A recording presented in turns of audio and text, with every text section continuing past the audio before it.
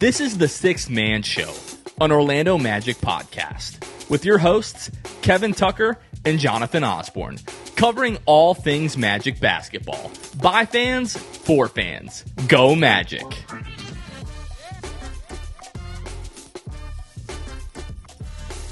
What's going on, Orlando Magic fans? You guys are back with the Sixth Man Show. Today is October 16th, 2025. Jonathan Osborne here. As always, I am joined by my co-host, Kevin Tucker. Kevin, how are we doing, my friend? Jonathan, what's this show called? The Sixth Man Show? Six. Let's see. 6 days until we get to see the Orlando Magic tip off the regular season. Wednesday night, the 22nd. Very excited about that. But also excited tonight, the last preseason game. It's going to be another home game against the New Orleans Pelicans. That'll be fun, but I'm doing fantastic. How about you? I'm doing very well. As you mentioned, the final preseason game tonight at home against the New Orleans Pelicans. I'll be heading on over to Orlando to attend that game.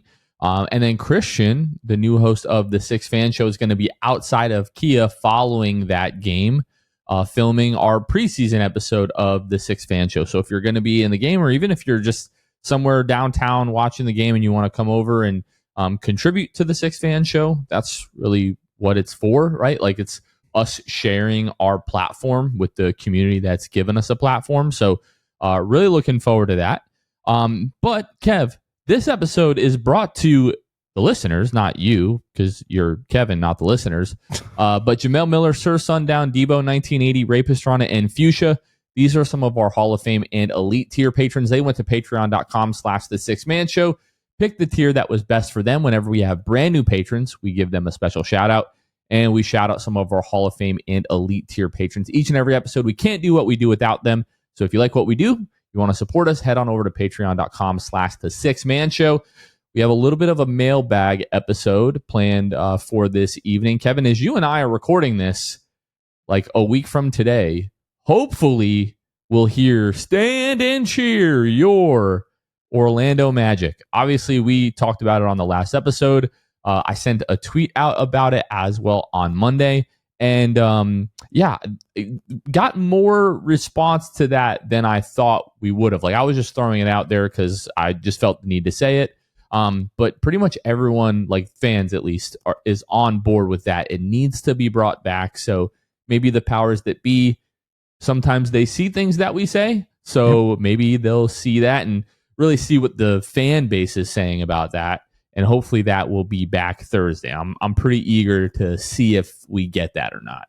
Yeah, and the other thing, this is such like a nerdy conversation, what I'm about to say. Like, you have to be just a diehard Magic fan to even be aware of this. But in case you missed it, before the first preseason game, Jason Beatty tweeted out that he was informed that there was basically a showdown between PA announcers. So Sunday night we had one PA announcer.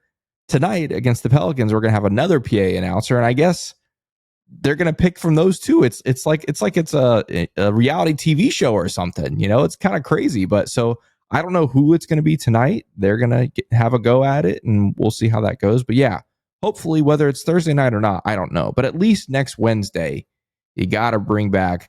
All right, Magic fans, it's the fourth quarter. Stand and cheer. Yo, Orlando Magic. There you go. You're welcome for that. And anyway. You've got to have the Star Wars music as well. Yeah. I hope they don't try to be like, oh, well, we'll do it, but we'll do it differently. Like, we'll do it with some drums. No, we just want it the way that it's always been, the way that it should be, and hopefully always will be. Speaking of nerdy things, something that you all may not know that Kevin does is he nerds out over like production stuff and broadcast teams. That's just one of his favorite things in the world. And the Magic's first nationally televised game of the year, which is going to be the first game back on the NBA or NBA on NBC and Peacock. We've got the broadcast team, play-by-play, Michael Grady, who you said, I believe, does the play-by-play for the Minnesota Timberwolves as well. I did not know that, but Kevin educated me. And then we were going to have analyst Jamal Crawford, reporter Ashley Shah Ahmadi. I hope I said that correctly. Wow, Probably you're butchered casual, but yeah, it's Well, fine. What's her name? I don't remember. I'll have to look it up.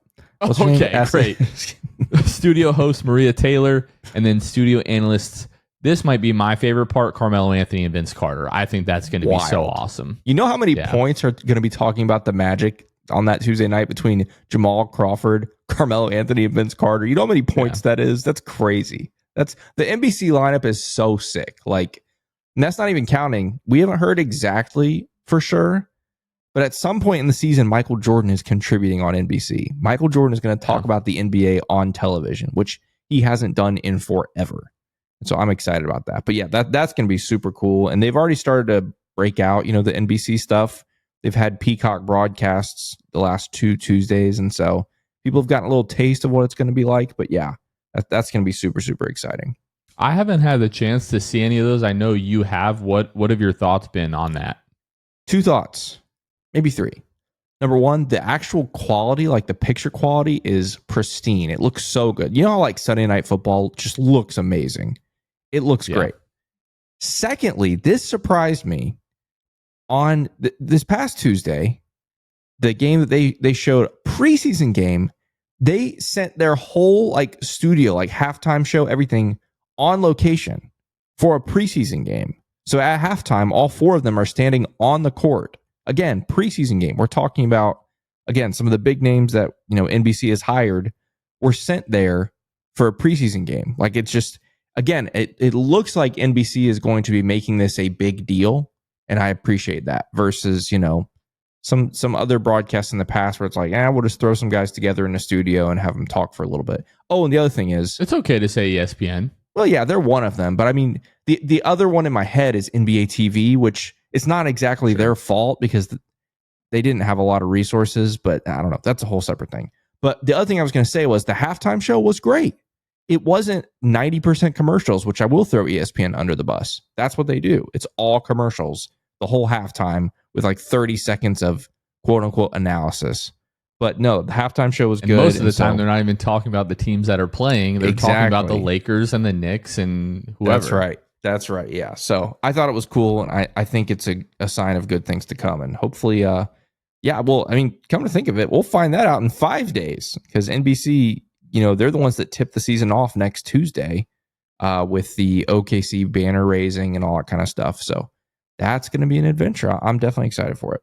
And then that Atlanta game is either the second or I think it's the third game of the year for us. So we're going to see that pretty early on. But speaking of NBA, sorry, I misunderstood what you were saying.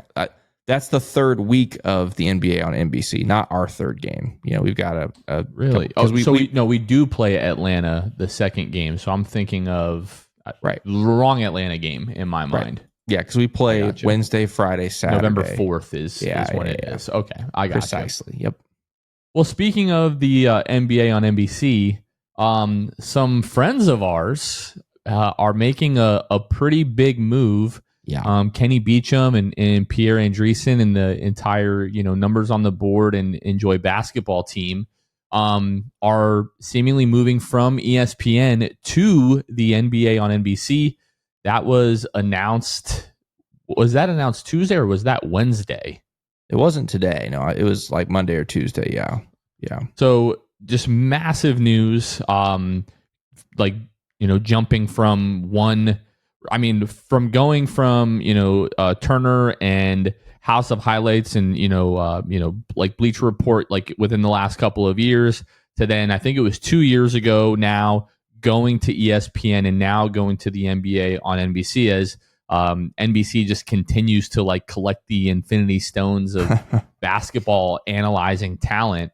But I think Jack Settleman, who runs Snapback Sports, you sent me a tweet from him earlier that I just want to read because I think he puts it perfectly, and then you and I can kind of sit here and you know make a dream board of what it maybe could mean for, you know, us and people that do what we do someday. But Jack Settleman says, what does this mean for the sports industry? If you don't know, the king of the fourth quarter, Kenny Beecham, he is a basketball video game YouTuber who became a basketball YouTube analyst, who became the face of Enjoy Basketball, a basketball-centric media company.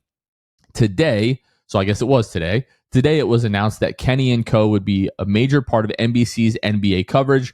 Recently, we've seen Destroying appear on the YouTube's NFL broadcast.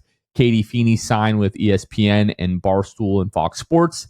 It'd be a waste of your time to say that creators in sports are here. Anyone paying attention knows that. What this truly means is actually that we're not quite there yet. What I mean by that is that while Pat McAfee, Kenny, and Barstool have spent the last 10 years building platforms and distribution, they're still reliant on the networks for two things. One, the stamp of approval, and two, the league rights, aka the money. So while it feels like creators in sports are making major headwinds, they are still reliant on the bigwigs.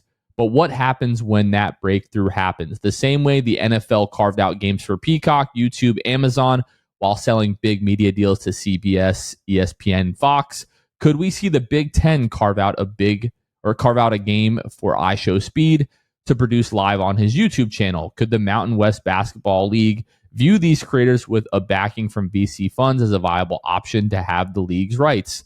The question at hand is simply, when will the real breakthrough happen? And that's why today was another signal that we're headed in that direction, but we're not quite there just yet. So to me, Kevin, this is really cool because, we have seen moves like this in the past, whether it be the league or ESPN, teams like directly partner with creators to, bring them under, their, part of the umbrella. Like I think of the Fear the Sword guys with the Cleveland Cavaliers who were an independent pod like, we are. Brought them underneath like the official, Cleveland Cavaliers YouTube channel. Now you can find a lot of their content there, whether it was, Kenny and the numbers on the board guys going to ESPN or now, NBC and Pat McAfee, whether it be, Barstool or ESPN or, whatever the case may be. Like we just continue to see this kind of stuff. And for me, it's crazy because it always feels like, okay, like this has got to be the pinnacle. Like there's no way it gets bigger than it is now. And like seeing the little, spot that they filmed with Kenny at like the NBC studios when he's going through, I think it was like, Derek Fisher is there and Tracy McGrady and Carmelo Anthony and all these guys, like this clearly being a big deal for them. It's just super exciting. And you and I can't help but think like, do we eventually see some type of like trickle down effect to smaller creators in this space?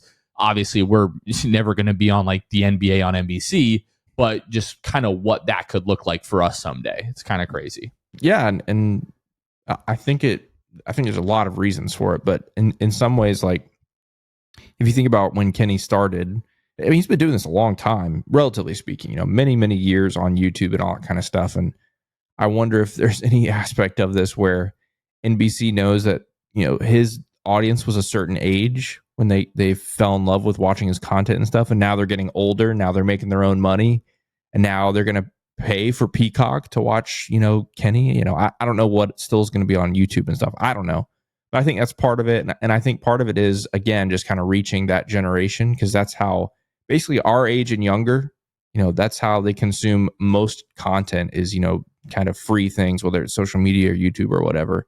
So being able to grab some of those familiar faces, I think, is worth something to the big networks. And so, yeah, we'll see what happens. But this feels, I agree with that tweet. I don't think this is the end. Like I feel like there's more to come in this space, and how far will it go? I don't know. I guess we'll have to wait and see.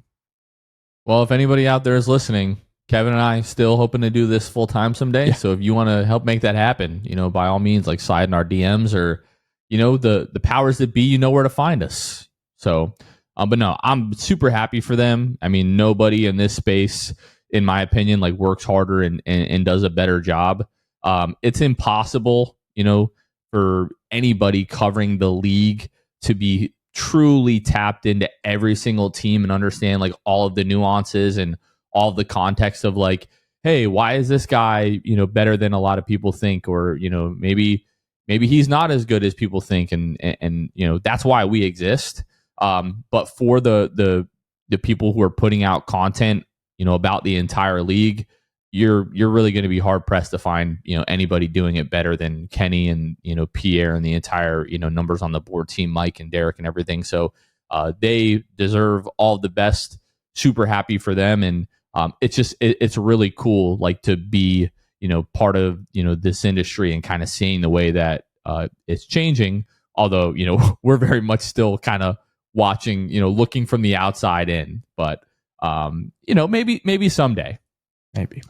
I'm trying to think, Kevin. Oh, was that Tuesday? Yes, that was Tuesday after training camp practice.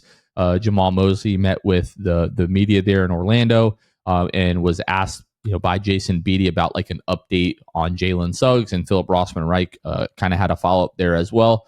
And essentially, Jalen is starting to ramp up. He's now doing like 3-on-3 actual contact work. He's not quite to 5-on-5 yet. And his status, for this final preseason game on Thursday, I'm just going to assume that he's not going to be playing in that.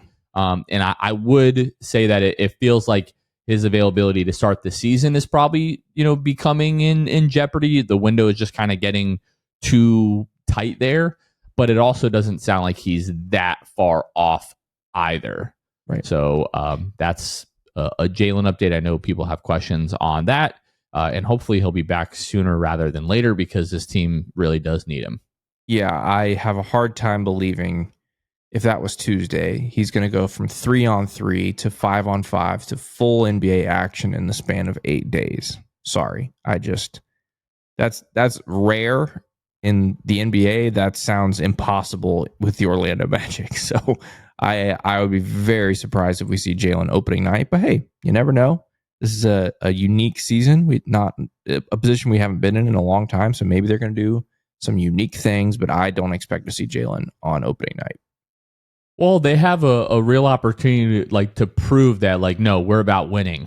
And if they're, usually in years past, I would guess that Jalen is probably still at least another month away, right? Yeah. But the fact that, 3 weeks ago now at Media Day that Jeff Weltman said that they're, shooting for opening night, hopefully doesn't miss more than, a week or two to start the season. So, but as Jamal Mosley said, they're going to see how he responds to the work that they're having him do. And based off of how he responds to that and responds to treatment will essentially dictate his return. Kevin, I'm trying to think if there's anything else that we were going to mention before we just get into the mailbag here. I don't think so. All right. Do we want to start with some of the Patreon questions that we got here? We can hit a few of those. How about I kick us off here? You cool with that? Do. I like this one. We got several questions. First off, shout out to our patrons. They're great. First one here is going to be from Jinx2FJ. Says, can Jace, funny, that's Jace, can Jace have a Courtney Lee type impact his rookie season? That's a pretty interesting question. So if you weren't around back in 2009, well, really it would have been 2008, the Magic drafted Courtney Lee. Relatively unknown, unproven guard out of Western Kentucky. But long story short, ended up making himself a nice role and ended up starting for a lot of big, huge playoff games, including in the NBA Finals as well. And so his question is, can Jace, another rookie guard, have a Courtney Lee type impact this season? What do you think, Jonathan? I don't think you can necessarily compare it like 1-to-1. Do I think Jace is going to be starting playoff games? Definitely not. If he does, a lot of things went wrong, and that wouldn't necessarily be a good thing. For me, it all depends in terms of can he be a key rotational piece who helps win us a lot of games? Yes, I do think he can. With Courtney, it was a little bit different because, he was a bigger guard, 6'5". Jace's, 6 foot is, 6 foot, 6'1" is kind of pushing it, right? We stood next to him on, at Media Day.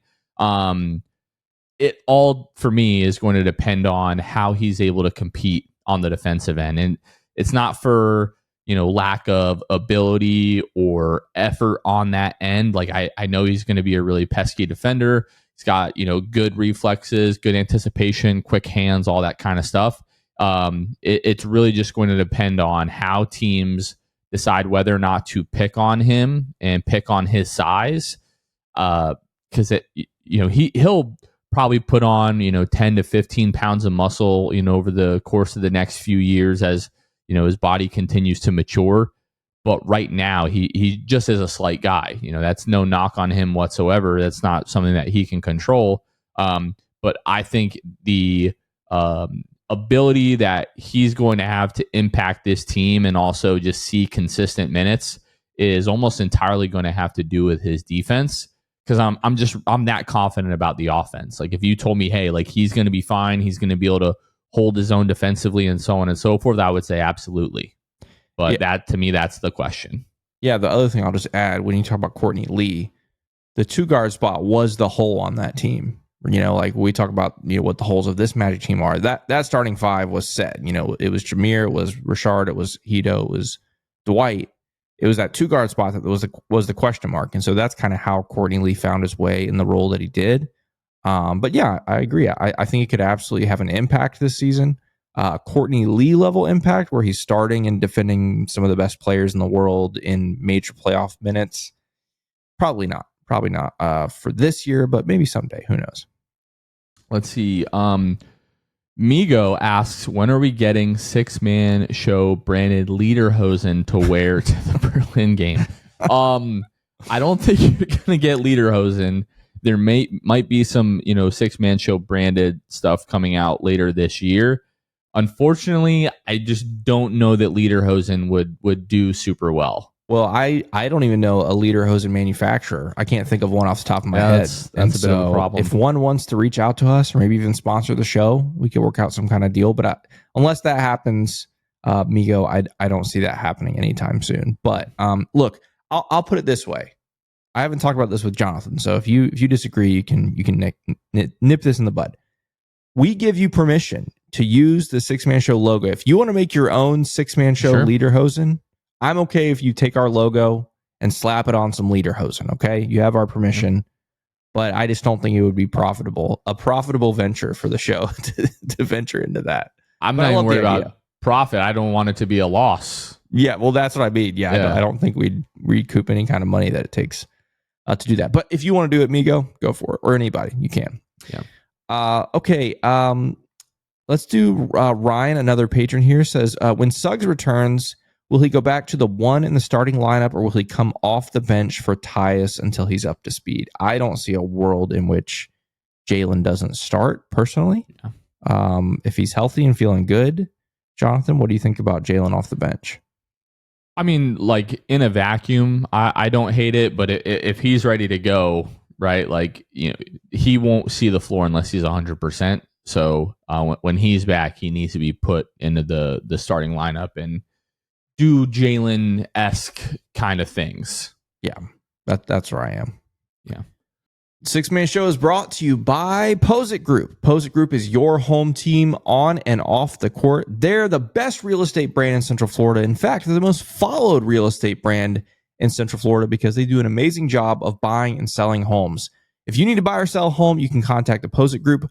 Or if you just know somebody that needs to buy or sell a home, maybe your mom, your dad, your neighbor, your coworker, your friend, let them know about Posit Group. They're the ones you want buying or selling your home with you because they are in the top 1% of sales in the United States. If you would like to have Posit Group help you buy or sell your home, you can visit them at Posick.com.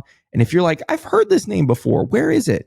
You've heard of it because Ken Posick is the guy that you see on social media. If you live in Central Florida, you're scrolling through social media and you see some guy talking about real estate, that's Ken Posick. And this year he's partnering with the Magic and partnering with us at the 6-Man Show to be the official real estate sponsor. And so again, if you need to buy or sell a home in Central Florida, visit Posick.com. That's Pozek.com. The amount of people that I've had reach out since we announced partnering with Ken and Posit Group, just saying how much they love Ken. I had somebody DM me and say, I hope that guy is mayor someday. Like, people nice. love Ken and love everything that they're doing over there. So really appreciate Ken and Posit Group. But this episode is also brought to you by our friends over at Jam Hot Chicken. Proudly serving the city beautiful, Jam Hot Chicken is bringing jams, culture, and hot chicken to the heart of Winter Park and now the heart of Winter Garden as well over there in the Plant Street Market. They had their soft opening on Tuesday. They're also going to be open Thursday until 5 o'clock or as long as supplies last. So if they have a crazy busy like lunch rush, they may not be open. But so their official grand opening will be coming soon. So be sure to follow them at Jam Hot Chicken on all social media so you can be tuned into that. And we've got an update on the promo code. So as they're still working on, working out all the, nuances of the new location, the online ordering is not up and running yet for the Winter Garden. So Andrew hit us up and said, hey, for, your listeners and for Magic fans, if they come to either location, they can tell at checkout, tell them to use the code 6man for 10% off at both locations. If you're ordering from the Winter Park location, you can still go to jamhotchickenfl.com, go to the menu and online order or order now, and then use code 6man at checkout, spelled out SIXTHMAN for 10% off. But be sure to stop by, let them know that your friends over at the 6Man Show sent you. Now let's get back to the episode. Matt Del Rey 1220 asks, how does the 6Man Show plan to capitalize on this long, deep playoff? More eyes on us run we are about to go on. The best Magic content will be in the spotlight. More for sure. Well, first of all, thanks so much for the kind words, Matt. Really appreciate that. And I don't know that we plan to capitalize on it at all. Kevin, can disagree, but I think we're just going to continue to do what we've always done, which is talk about the team that we love so much and do so as consistently as we possibly can. And I know we always give, 110% to everything that we do. Like Kevin and I will refuse to do things if we don't think that they're going to be good. Yep. So, I don't think we would use the word capitalize. I mean, I think we are, you do this so that people will watch and people will listen. So the thought that, this team being really good is going to bring, more eyes to the team, which could then in turn bring more eyes and more ears to what we do here is really exciting. But yeah, I don't know. I just wouldn't use the word capitalize. We're just going to continue to do what we always do. And hopefully you all love that. Couldn't have said it better myself. Yeah, that's exactly what I was thinking. We just do what we do. Part of it is I don't know how we can do much more than what we're currently doing. Once the season gets started, we go kind of crazy between the podcast episodes and the post-game lives and 6-fan show and watch parties and all that kind of stuff. But we're going to keep doing what we're doing, and we're going to give it our best. And that's what you can expect. Jonathan, you want to play a voicemail? We got a few voicemails tonight. Let's go ahead and do that. See. I don't know if you have them labeled by who they were in their name or if they're just labeled by file. Okay. I think I know who this one is. Okay. Hey guys, long time listener, first time caller. I'd like to remain anonymous on this call, but I hope you guys use this.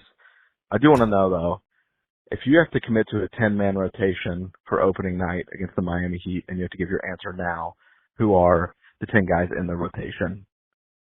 That's all. And also, why is Luke Sylvia the most handsome 6-man show person to it actually cut out at the end. I wasn't lying when I told you it cut out at the end. And then he says bye or something like that. So no, that's it. Yeah. First off, if you're like, what in the world? We can leave you voicemails? Yeah, you can leave us voicemails.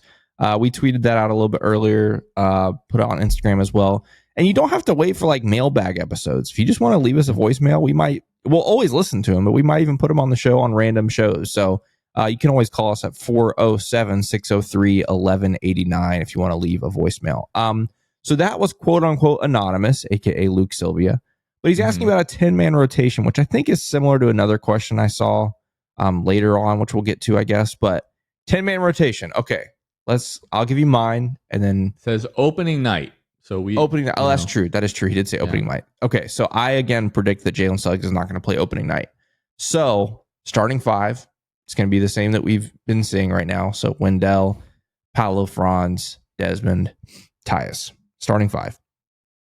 The next 10 that we will see on opening night: Tristan, Goga, AB, Tyus. Not Tyus. I already said Tyus. Jace is what I meant. Mm-hmm. And Jonathan Isaac. You think Jonathan Isaac?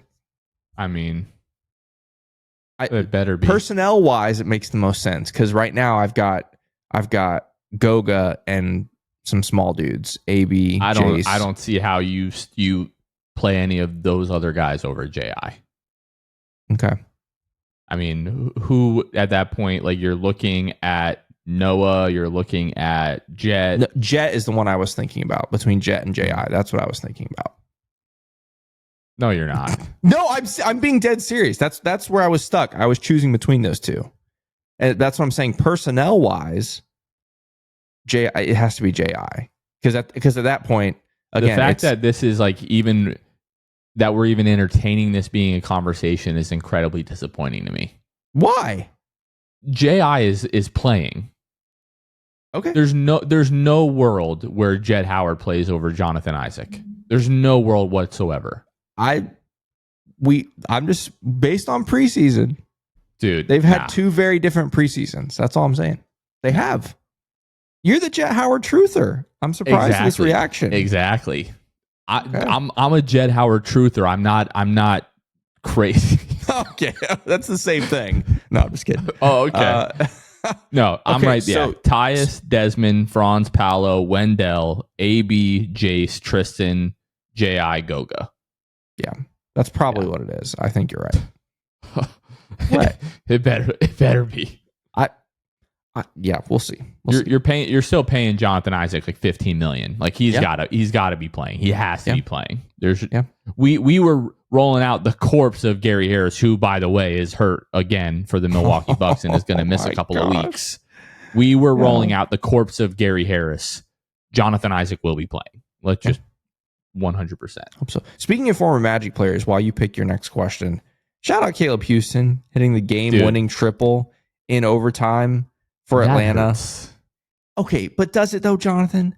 I love Caleb. I know, but if he's playing in overtime in a preseason game, what does that tell you about his status on the team? That means he's playing with the lower levels of the team there. So I'm not too worried about it. But it is a great moment. That's a cool moment, and it was a miraculous finish. Like Atlanta didn't even have the ball, but they stole the inbound and got the game winner. Anyway, shout out Caleb Houston. Another one from Matt Del Rey. Now that you've had an opportunity to meet a handful of the players, staff, front office, who would you pick to be your best friend in your everyday life? I love this question. This is a great question. Out of everybody who's player, staff, or front office, Jonathan, who could you actually envision like being a friend of yours? You know what? This is not a flex. We've met a lot of personnel, whether it be players, staff, front office, whoever. They're all fantastic people. Yeah. Like you and I have talked about like the great privilege that we've had of covering this team and getting to know these people is that it makes you even more proud to root for the team because they're all genuinely like really good human beings. I mean, where do we want to start? We could mention David Steele or Jeff Turner or Dante Marchitelli or Tony Gwynn or Dan Savage or Jalen Suggs and Jonathan Isaac and all these guys like up and down. Like they're all awesome. I cannot sit here and pick one. I will not do it. You sure? Okay, let's do this. Let's not pick anyone that we know pretty intimately. Right. Let's pick somebody that like we've just kind of talked to a couple of times, like in passing. I know my answer. The person that I think if we hung out with that I would get along with the best out of the people that we don't know like pretty well would probably be Mo Wagner. That was my answer, Jonathan. Let's freaking go. Sorry, bro. Dang it. I just love, I know I've talked about it ad nauseum on this show, but I love how down to earth and how normal he is. Yeah. He's a normal dude, one of the boys, one of the bros, loves Entourage, one of my favorite shows, guilty pleasure. But like he's just a normal dude who happens to be really, really tall, handsome fella, makes tons of money, and really good at basketball. So yeah. Well, he can only have one best friend, and it's you now. So great. Way to go. No, just kidding. No, I was going to pick Mo Wagner as well. If I was forced to pick someone else, it might, I don't know, maybe Tristan. I don't know. Tristan seems Tristan's like a good hang. chill chill guy. Yeah. Jace, honestly, Jace, like that whole behind the I scenes was gonna video. say Jace, man. I think he's just there's too much of an age gap there. Oh, I see. It's one There's of just those. a little too much. Like, what is he? Gen Z? Would he be a Gen Zer? Probably, yeah. There's just a splash too much Gen Z there for me. I got Even you. though That's I think fair. he's awesome. He is and awesome. You know what? I think no, I was gonna say something that was just gonna make me sound like my father, and I'm not gonna do that to myself. I'm not gonna age myself that way. Great. No, Jace would be awesome. The other person that I thought was thinking of would be Goga. That's a good one. Goga would be a good hang. Goga's, yeah, that's a really good one. So that's a good question. I like that one. I think you're up. Okay. Nala wants to know favorite historical alternate Magic jersey. So it has to be an alternate. So if we're going, oh man, back in for me, it's got to be one of the pinstripes if we're strictly talking about alternates, because we've had some decent jerseys, but there's a short list of like elite Magic jerseys. Yeah. And when we talk about like the Stars jerseys, like the blue and whites, like that's the away and home, right? Like that's not an alternate. So like the alternates back in the day, like would be the blue pinstripes, right? Yeah. So I'm going like the 90s blue pinstripes. I feel like we gotta dig a little deeper, because I mean that is an obvious alternate one, but it's like I kind of want to do different. Well, the earned jersey from a few years ago, the one with the blue stars on the side. Yep. Yeah. The one that had Chuma. That one. And I have Markel. Yeah, exactly. Yeah, that's the one. The ones that we probably won't ever wear again. Good times. Good. No, I'm wearing mine this year. You remember what I'm doing with mine? Because it's a 3. I'm putting BAN on the back and using the E of OKK and Bane. That's incredible. What can I do with Fultz? Nothing. Oh, no. I could throw a 2 over the 0 and then make it a Franz jersey. Yeah. I feel like that's so disrespectful, though, to do that. It is. Yeah. You probably shouldn't do it, but I should, for sure.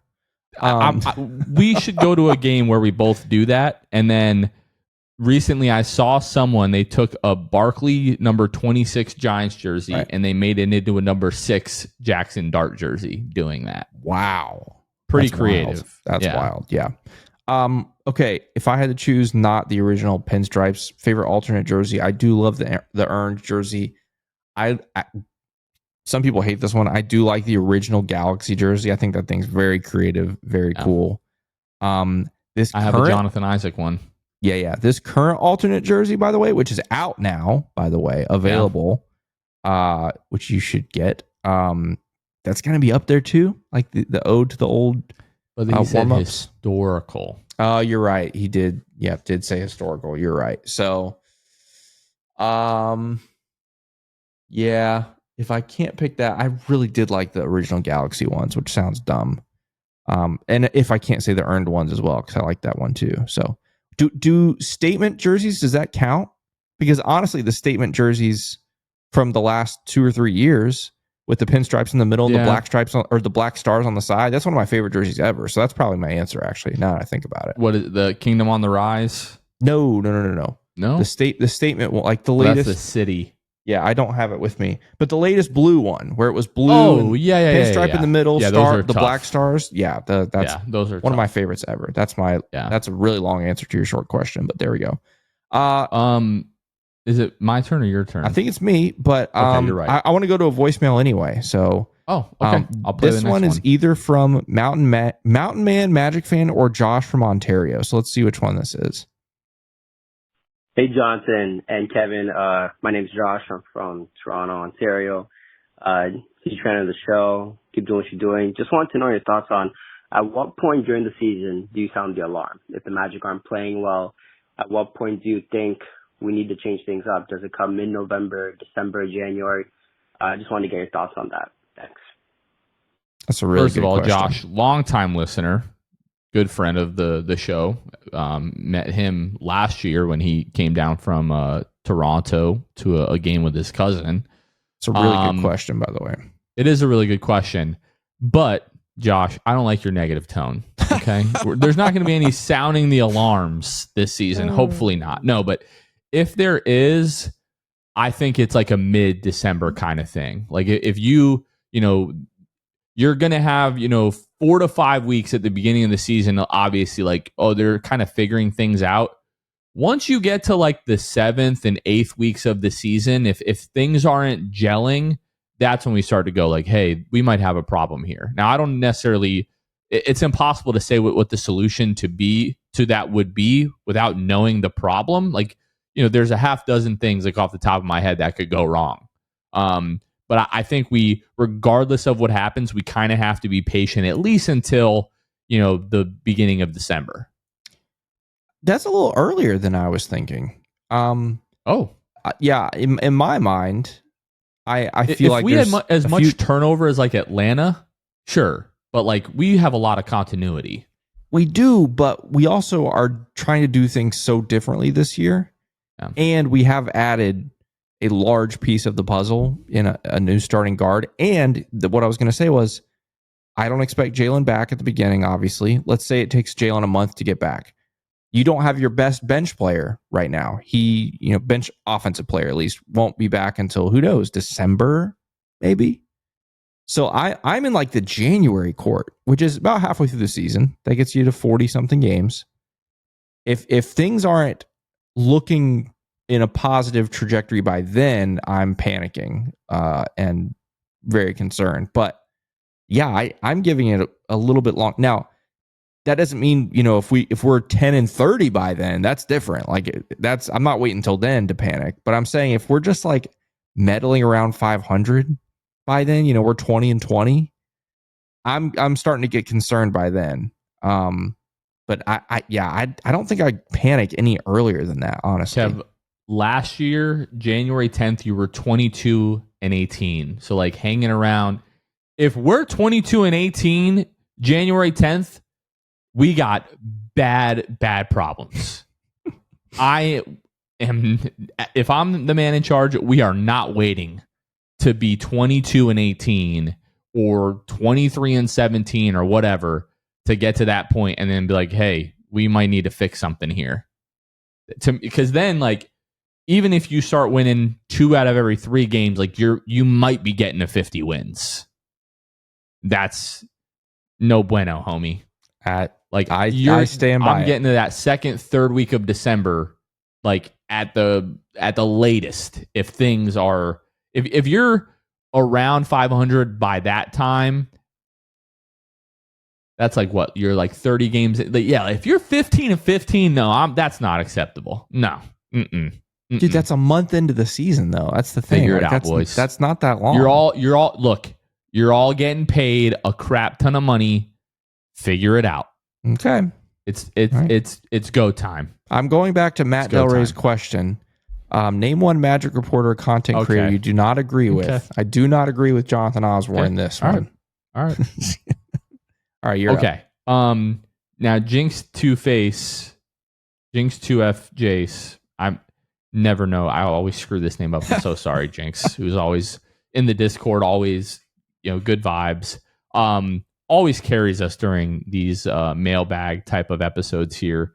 Actually, you know what, Jinx, we're going to come back to you. We're going to pivot to Twitter here. So _PB5 Suggs and Wags, Suggs and Boggs, I guess, thought Jalen Suggs will be the X factor of our championship run. Dude lives for those moments just like his Gonzaga days. I really, really hope that turns out to be the case. There is nothing more that I want than to see Jalen Suggs be a part of an eventual championship team here in Orlando. Now, if we're just talking about like his ability, yes, I absolutely believe he has the ability and the like demeanor of a guy like that you need to like just have enough to win a title. So I definitely agree with that take. Yeah, I think that makes the most sense. If you look at across the roster, in the next 1 to 3 years, it feels like Jalen is an X factor type. And basically what I mean by that is like the pendulum, the Jalen Suggs pendulum swings so far, at least currently, the Jalen that we know and love, he'll have amazing games where he'll be, more than an X factor. He'll be, just the guy who solo wins a game and then he'll have a game that swings the other way where he doesn't play super well offensively or whatever. And so, I think that's totally fair. If we're going to go on a championship run in the next 1 to 3 years, Jalen's got to be a part of that and got to have a really good run in the playoffs, on the way to that championship. I think that's great.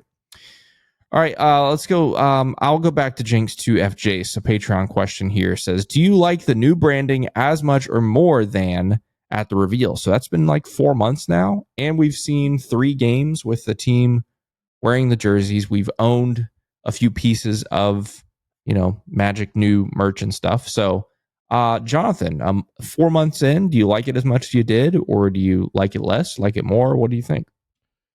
I like it just as much as I did the day that we saw it, and that's because our initial reaction to it was like, hey, this is perfect. Like, they got as close to what we asked for as they possibly could have. You know how, like, we've talked about Jam for the last few years on this podcast, and for some reason I always kind of, like psychological warfare with my own self when I go to Jam and I'm getting ready to eat it. I'm like, man, it's not going to be as good as I remember. It's not going to be as good as we hype it up to be. And then I take that first bite and I'm like, oh, that's right. This happens every single time where I'm like, I don't think I'm going to love it as much as I did the last time. And then I always do. We got our jerseys that we pre-ordered. Yep. We finally got them, this past week. And it was hanging up in the closet. You and I, we wore them the last episode that we recorded. And I was like, man, there's no way that I like it as much as I did before. Or I was like, there's no way it looks as good as I remember. And I took it down. I'm like, yes, it does. It's they're perfect. Like, I don't really know how to explain it other than that way. I like them a little bit more than I did. And here's why. I didn't love like what they call what do they call it? The global look, whatever the circular one with the words. Sure.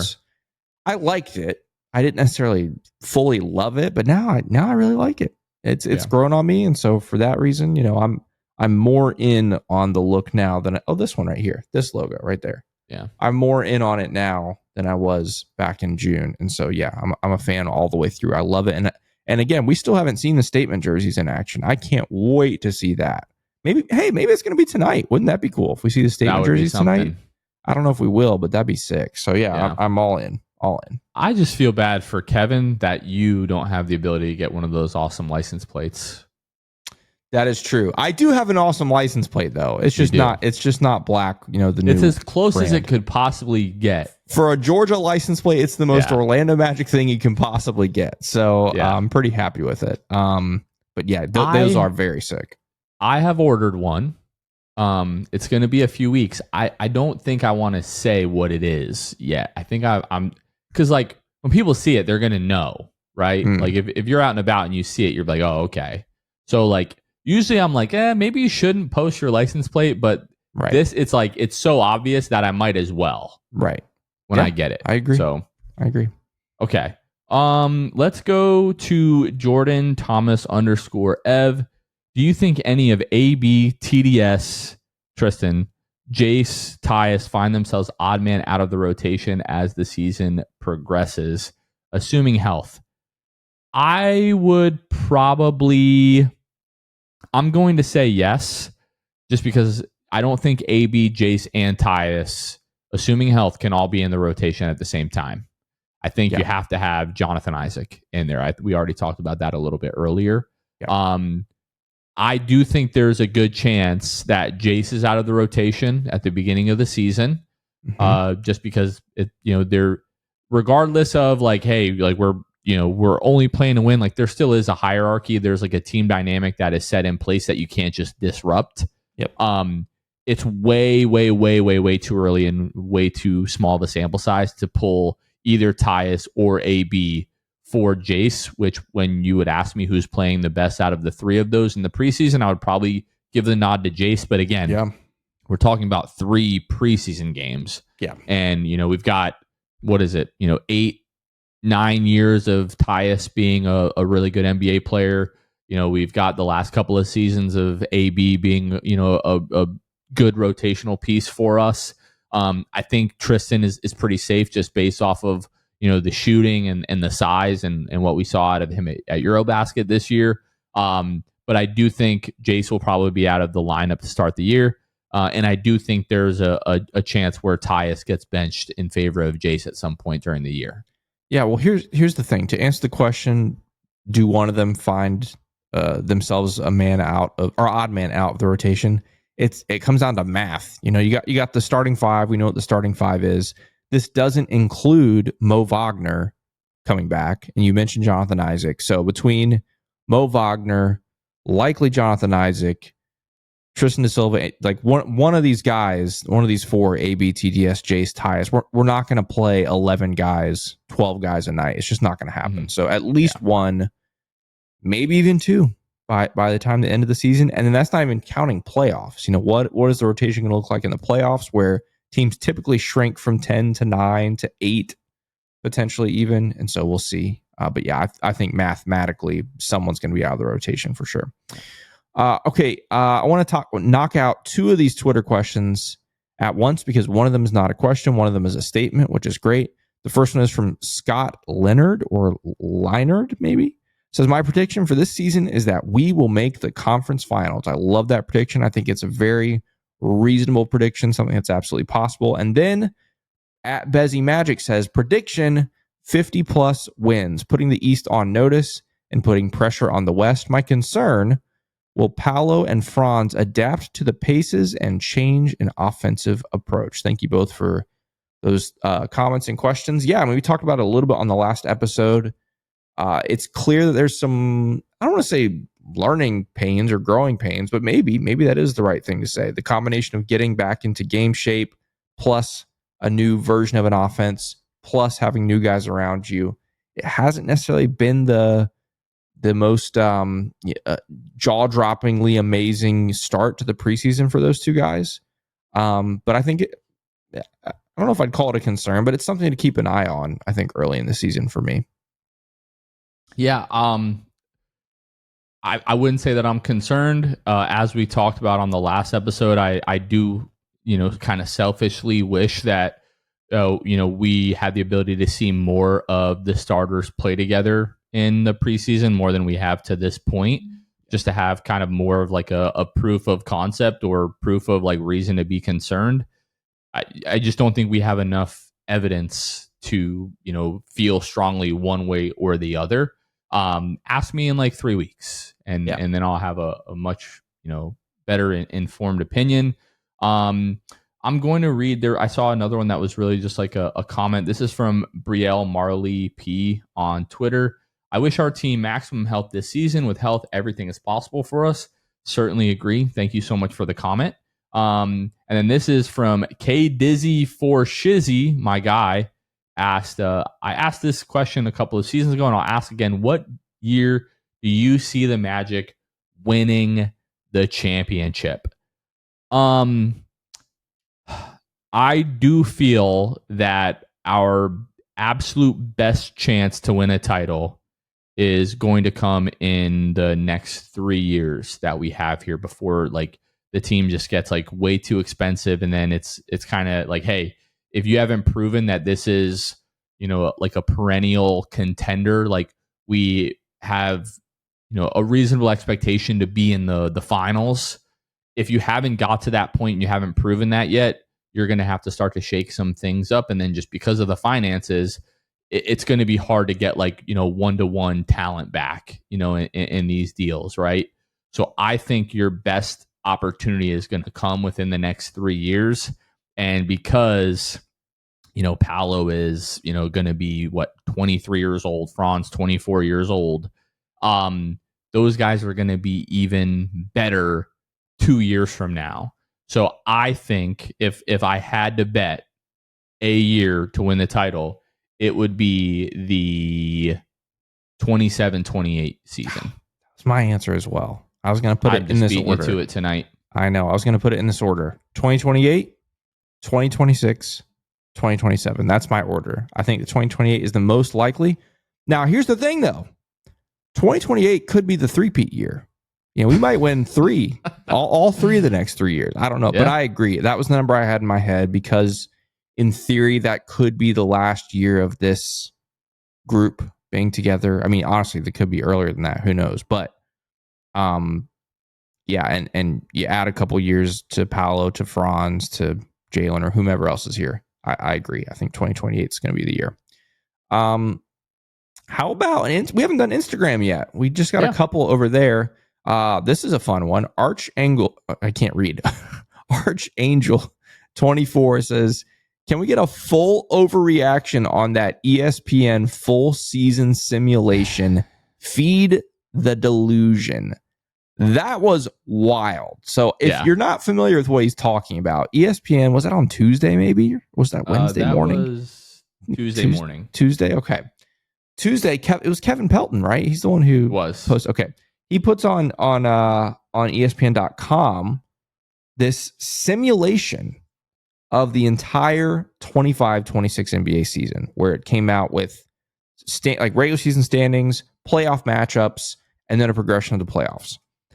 The Orlando Magic were the top. Were they the number one seed in the regular season? Okay, they were and they won 57 games. Number one seed in the East. The Golden State Warriors were the number one seed in the West, and they ended up meeting in the finals, in which your Orlando Magic defeat the Golden State Warriors in the 2026 NBA Finals in Game 7, by the way. Which I would die. I would not survive a Game 7 in the NBA Finals. Here's I thought I was having a stroke earlier this evening. I would actually have a stroke if that happened. Yeah. Here's a couple things, bits of information that I'm leaving out. Number one. Yes, very selective. Number one. Well, I do it in this order because that's the order I processed it. Like I skimmed and skimmed, and then I was like, what in the world? Then I had to go back and read what the heck this actually was. Kevin texted this to me while I was in the car loop, and I just opened it and I scrolled down to the bottom. I was like, oh, it's a simulation. I went down to the bottom and saw, so through the playoff progression is the Magic, the 1 seed Magic beat the, where'd it go? I just had it in front of me. Yeah, the 1 seed Magic beat the 8 seed Bulls 4-1 in the first round. Yep. Then they beat the 5 seed Toronto Raptors as if 4-2 in the second round. And then they beat the Knicks, the 2 seed Knicks 4-1 in the Eastern Conference Finals. Get wrecked. You get wrecked. And then Paolo Banchero is the Finals MVP with a 32-point Game 7. And all right.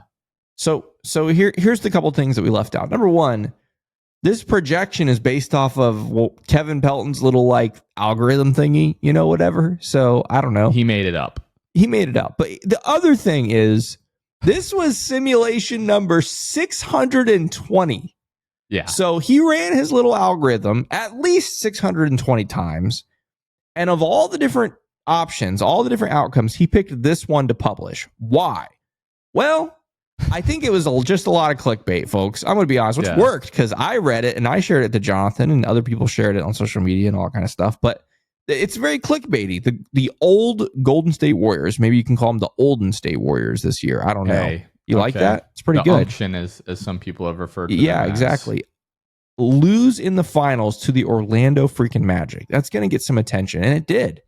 So those are little two asterisks you can add to that. But it's true. ESPN put out a simulation that had the Orlando Magic winning the NBA Finals in 2026. It's wild. Would be nice. But unfortunately, I'm reading through it, and then I was like, oh, this kind of sucks. Yeah. Because it's not really what we... it's a cool idea. I'm not hating on Kevin Pelton, but when I read that, I was like, oh, this is... Let me guess.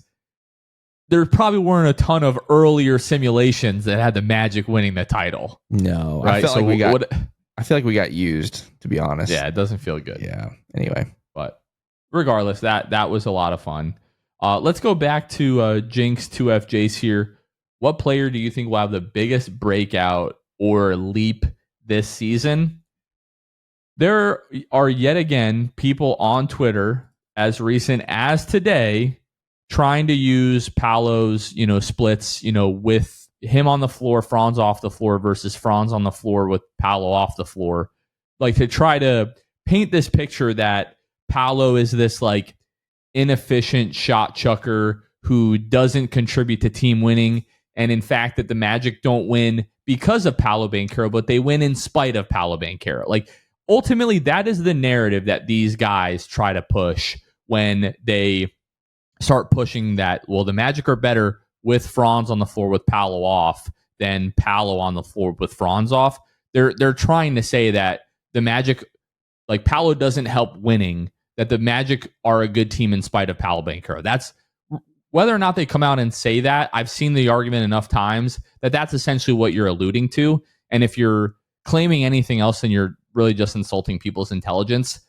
As crazy and as insane as it sounds to us, I think it's going to be Paolo. I think this is going to be the year where people realize, like, no, Paolo actually is one of those guys. And as talented as everybody already knows that he is, they're going to see this year the way that he affects winning. And I do think he's going to have a more efficient year. I think he's going to be, better suited with, these guys on the roster, everybody being healthy. So as crazy and odd as that sounds for me, I think it's going to be Paolo. People are going to be like, oh, actually, this guy is one of the 12 best players in the league. I love that. I think it's great. Sign me up for that. I've given this answer several times all summer. I'm not going to go away from it. It's Wendell for me. I think this is a year. We see the return of Win Daddy. And I mean, preseason is a very good sign so far, but that's going to be my answer. Jonathan, you want to hit our last voicemail here from Mountain Man Magic Fan, our last voicemail of the evening? Let's take a listen to this one. What's up, six-man show? This is Mountain Man Magic Fan from Twitter fame. My biggest concern and question about this team is I've heard Jamal, Coach Moose, talk a lot about running, and every team does, but I want to hear more about what we're going to do in the playoffs when the game slows down. I'm hoping that they're hiding a brand new offensive system for us, and that that's going to be revealed when we start playing games for real. Love to get your guys' take on it. Thanks. It's a great question, because obviously, that tends to be the trend with playoff basketball. It slows down, it gets way more physical, and the Magic's offense in the playoffs last year was abysmal. Obviously, Boston's a very good defensive team, but regardless, the Magic's offense was terrible. I'd like to think that Paolo and Franz and Desmond Bane should be enough to handle that whole, playoff offense. I mean, let's be honest, the Magic are, I don't want to say they're good at playing slow, but they're used to playing slow, at some level. But I think another year of progression from Paolo and Franz to where they can just kind of take over some of these games, I think is important. And how the floor should, in theory, open up with a guy like Desmond Bane on the floor, I think are some of the things I point to, but I think it's a very valid question. What do you think, Jonathan? I think it was, funny enough, Bane in The Dark Knight Rises that said, you think the dark is your ally? Like, no, you think the game slowing down is your ally? Like, this is slowing the game down, getting physical is what the Magic have done best for the last couple of years. So although I am excited about the prospect of the offense looking a lot better and being a lot better and more efficient this year and getting more opportunities, I don't think it's like this now detriment when the game has to slow down. I think they have guys who are still like uniquely skilled at still finding ways to be effective in that context, specifically Paolo Banchero and Franz Wagner.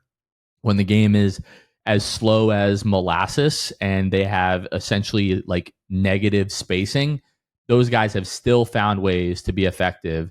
And I think you could argue last year that if anyone outside of Paolo and Franz shows up in that series, the Magic might have a real chance in winning that series. And 2 years ago, if anybody outside of Paolo shows up in that Cavs series, then they win that series. So, sure. Or at least on the road, right? Like, Franz, Jalen, a lot of guys play well at home. But that's going to be the big difference. Like, can you get 3 or 4 other guys to show up on a nightly basis to help Paolo, the guy that we all know is going to show up? And Franz, I'd put Franz in that conversation as well. Yep. Can you get 3 or 4 other guys in addition to those two to show up on the road in a playoff atmosphere? And that's really going to be the difference to me. Yep. Okay, we've got one more here from Jinx2F Jace. He asks, what players are on the most likely not to be here next season list and why? And he named Tyus, Mo, Goga, J.I., AB, and Jet all come to mind. I think the most obvious candidate of that list, just based off of what we've seen in the past, would be Jett Howard, a guy who has not been in the rotation. So I find it hard to be like, that guy's definitely going to continue to be here. Outside of that, to me, it probably comes down to one of the two bigs in Goga and J.I. Like if J.I. just is a shell of himself and is not able to get anywhere near, back to the level of previous seasons, the Magic might decide to move on from him, if for no other reason than financial ones, because the cap, is going to continue to get tighter here, especially as we go into next season when Paolo Banchero's max extension kicks in. And then Goga would be the other guy, in that scenario that I could see being the odd man out, especially once Mo Wagner comes back and is healthy. Goga's contract around the league is going to be, it has been valuable, and I think is really going to be valuable. There's always going to be a team that is either looking for a guy who can start in, kind of spot minutes like we've seen with Goga, or teams who are just looking for depth that are looking for like a bona fide backup big. And we know that Goga can be that for sure. So for me, it's probably, one of those three guys. Tyus, well, actually, no, it's probably Tyus. That's what I was about to say. I was about to say it's Tyus. Like I think it's like a 98% chance that it's Tyus. 1-year deal, older dude. In theory, Jace Richardson could potentially, replace him as soon as this season, and obviously next season, making things $7 million. So yeah, I think the answer there is Tyus. If you had to pick one, probably from that group. So this is a moment like when you're playing like a board game and you think you're being good with your strategy and you go to a spot and then your opponent's like, I was hoping you would go there because now I'm going here. What an L on my end. No, I think it's Tyus. Let's see. We've got, I think, 5 questions left overall. Let's see. I'm going to go to Instagram from Joshua Gomez Music. It says, my worst nightmare is Bane having the worst 3-point shooting season of his career like KCP did. Me too. That would be pretty bad. That's a pretty serious nightmare. I don't think it's going to happen. And I don't have Bane's numbers in front of me, but I think even if Bane has his worst shooting year, I don't think it'll be as bad as what we saw in KCP in the first 2/3 of the season. Like there's just no way. I don't want to think about it. Yeah, that was terrible. So thank you for that. Let's see. I'll grab a question now. This is fun from Finn's Magic on Twitter. It says, what former player would be able to come back and run with this squad? Now, it's an interesting way to ask that question because I think there's a lot of former players that would be able to, but maybe if you're asking which one would we choose, maybe what former player, if you could pick anyone, you think would slot in the best with this team right now? If this team did not already have like 1A and 1Bs offensively, I would go Shaq, because he brings you a little bit of everything. But the guy who I think would fit the best would be Dwight. This team, I do. Wendell's shooting, if he's going to shoot it the way that he has in preseason, it's going to be huge for this team. Just there's no way to dispute that. But like the vertical threat of Dwight Howard and just the way that he would complement this defense, his ability to switch out on guards and other smaller players on the perimeter, and also just like you could argue like he's up there. It's like Hakeem, Rudy Gobert, Dwight Howard, and I'm sure they're going to say Wemby eventually. I'm sure it'll be Wemby eventually too up there. But right now, like I just think Dwight would be like the perfect fit for this team. You like the Franz Wendell, little picks and lobs and stuff. Yeah. Imagine swapping Wendell you ain't out for seen Dwight. Nothing yet. Ain't seen nothing yet. Yeah, no, it's Dwight for me. If you're asking like get rid of the Magic Mount Rushmore, who you're picking, obviously that's a different conversation. It might have to take me some time to think about it. But if it's a blue sky, pick any Magic player, it's Dwight. I mean that starting 5 would be crazy. Yeah.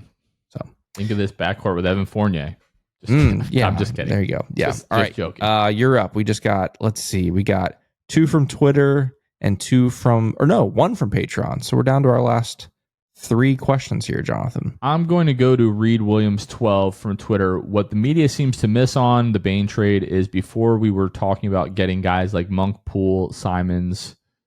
We literally got the best fit and available shooting guard. What other trades do you think we could look at? Right now, I don't think we're looking at other trades. Like there isn't really a spot on the roster that especially with the way that Wendell has played in the preseason, right? Like if Wendell has not looked great, then I would probably be like, hey, maybe around the trade deadline, you put a couple of guys together and you try to go get a center. Small sample size, a lot of time left. If Wendell is going to play like this team is going to be in the Eastern Conference Finals. I will just say that right now. Yeah. So I don't think that they are looking at a trade right now, but your point is very valid. The fact that we were all asking for Malik Monk or Anthony Simons, etc., and we got Desmond Bane. It's one of the craziest developments that I can remember in my time being a Magic fan. And the other thing to add to this, money is a very real thing at this point. Like you can say you want certain players, but the money is just a real problem. We're not able to just go out and get whomever we want now, just because of the money that we have tied up. So, but yeah, that was a really special thing this summer to get to go get him. All right, let's see. I'll go back to Jinx2F Jace for his final question from Patreon. It says, biggest surprise during preseason or training camp? We've talked about this a bit, on the last several episodes. I mean, it rhymes with Jinx 2F Jace. Oh, Jace? Is that what you're saying? Yeah.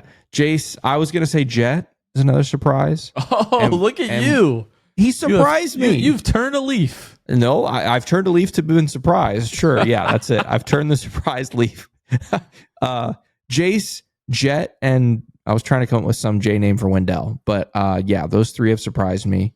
Yeah, I think those are probably the biggest storylines. Do you have anything else from preseason or training camp? No, not like, I mean, Jet, yeah, has definitely been a surprise. Yeah, I mean, it probably is Jet because like what we saw out of like Summer League, Jace is just kind of doing like a more, cooler version of that, I guess. Yeah, that's true. But yeah, definitely was not expecting, Jet to play the way that he's been. So that's been a fun development. Yep. All right. The honor is yours. The final question of the evening. From Magic Man Evan on Twitter, I'm still very curious as to what Desmond Bane's role will be this season. How close will he be to his previous year's production? Will he make the difference? The preseason did not help those concerns. So let me go ahead and pull up Desmond Bane's production from last year. I'm just going to tell you, no, I don't think he's going to match, the last couple of years of production that he's had. Last year, 19.2 points, 6.1 rebounds, 5.3 assists, 1.2 steals, shot 48% from the floor, 39% from behind the arc. Last year, he had a 23% usage percentage. Wow. He's not going to have that same level of production. It's just, if we go to the Magic's usage rates, 23% would have put him in line with like Cole Anthony, and Cole Anthony was, mostly playing in the bench unit last year. He's just not going to have the ball in his hands as much as he did in Memphis, or he won't be, usage gauges how many possessions you are finishing, either with a shot attempt, or a turnover. So yeah, that's just not going to be the case. If he's 17 to 18 points per game, I think that's probably going to be like the high end for him. I do think Paolo and Franz are probably going to see a little bit of a dip in their scoring numbers, but I just don't think Desmond is going to be asked to do as much as he was for Memphis. And that's not to say that it's not capable, but if you're on a team who has that luxury of not asking Desmond Bane to do as much as he did for Memphis, that should be a really good basketball team. Right. That's what I was going to say. If Desmond Bane has those numbers or better, then that means someone's hurt. Honestly, Paolo or Franz are hurt if that means Desmond's going to have the ball that much. Or he went up several additional levels, which would be crazy. Right. That would be crazy. But yeah, no, I think that's fair. But yeah, I think the other thing with Desmond, like we talked about, it's going to be less about stats for him and just more about how he changes how the floor is spaced. I think that's the big thing. Like the gravitational pull of a 40% shooting Desmond Bane is pretty significant. And so hopefully he can continue shooting something like that. The other thing I was going to say, to your point, Jonathan, maybe he averages 17, 18 points a game. Desmond Bane is going to have some nights where he goes off. Like, that's just the nature of 3-point shooters. He's going to have 30-point games. It's just going to be a thing. He's going to have a 40-point game this year. A 40 bomb? Desmond Bane will have a 40 ball this year. Holy smokes. That would be crazy. Absolutely will. Okay, so hold that thought for Monday's episode, because we haven't even talked about the fact Monday we're going to do like our official season preview, and we might do some not hot takes, but big predictions. I think you can hold on to that one. Maybe we'll do some over-unders and stuff like that. But yeah, that's pretty wild. But yeah, I'm excited about Desmond Bane. Obviously, I'm not worried about it yet. But John, I think that's all. Sorry, go ahead. I was going to add his career high in 3-point attempts is 8.6 attempts per game, and he said that he expects to shoot a career high on the Kevin O'Connor podcast. Yeah, he expects to have a career high in 3-point attempts per game. So we're looking at a guy like taking 9 threes a game, shooting 40%. So he's making anywhere from 3 to 4 threes a night. Yeah, sign me up. Or 9. He might make 9 threes a night sometimes. So I will say there will be a game this year where he makes at least 7. Oh yeah. I'm with you on that one. So thanks everybody for those questions. By the way, that was a lot of fun.